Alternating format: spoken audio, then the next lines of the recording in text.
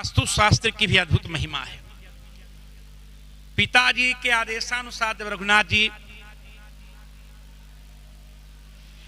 One को चले गए और वन में जाकर उन्होंने जब पर्णकुटी का निर्माण कराया तो उसमें भी वास्तु पूजा करके ही प्रवेश किया। भूमि 4 प्रकार के होते हैं। गज पृष्ठभूमि नंबर 1, कुरुम पृष्ठभूमि नंबर 2, दैत्य पृष्ठभूमि नंबर 3 और नाग पृष्ठभूमि नंबर 4। नियम है कि व्यक्ति यदि आवास का निर्माण करना चाहता है उसके लिए सर्वप्रथम ये 4 प्रकार की भूमियां बताई गई। इसमें नंबर 1 और 2 उत्तम और मध्यम भूमि है। ऐसे भूमि का चयन करें। उसके बाद भूमि परीक्षण करें। आप कहेंगे भूमि परीक्षण की विधि क्या है? तो देखो साधारण सी बात है कि इस भूमि में हरे भरे वृक्ष पौधे लताएं घास आदि समझना चाहिए कि भूमि आवास बनाने के योग्य है। आप कहेंगे महाराज और कोई नियम है भूमि परीक्षण का कि भूमि रहने के योग्य है कि नहीं? इस भूमि पर जो हम आवास का निर्माण करेंगे उसमें वास करेंगे उससे सुख शांति मिले कि नहीं, समृद्धि होगी कि नहीं? तो देखो नियम है कि भूमि की जो संज्ञा, भूमि का जो नाम है, तो भूमि के नाम अक्षर संख्या को 4 से गुना कर लीजिए।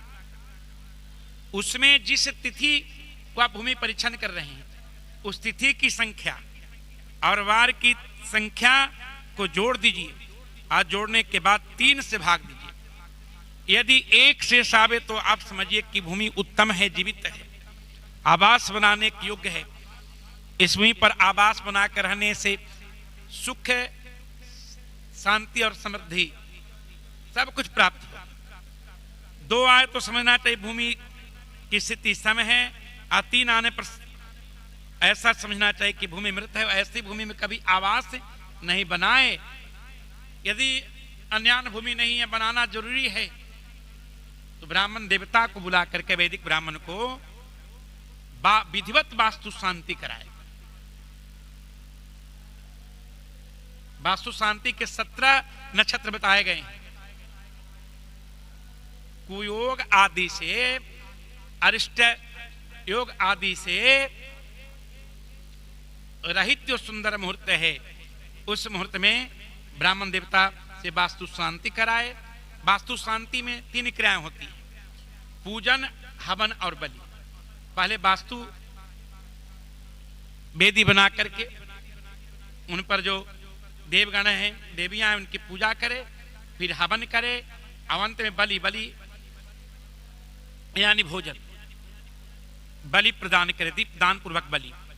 एक कर्मकांडी ब्राह्मण लोग जानते हैं कराने वाले, तब उसमें शिलान्यास करें। ऐसे तो शिलान्यास का नियम है कि जहां आप आवास बनाना चाहते हैं 5 स्थानों पर शिलान्यास का कार्य करना चाहिए। 4 कोना और मध्य, और 5वें स्थान पर करने में अक्षम है तो अग्नि कोण,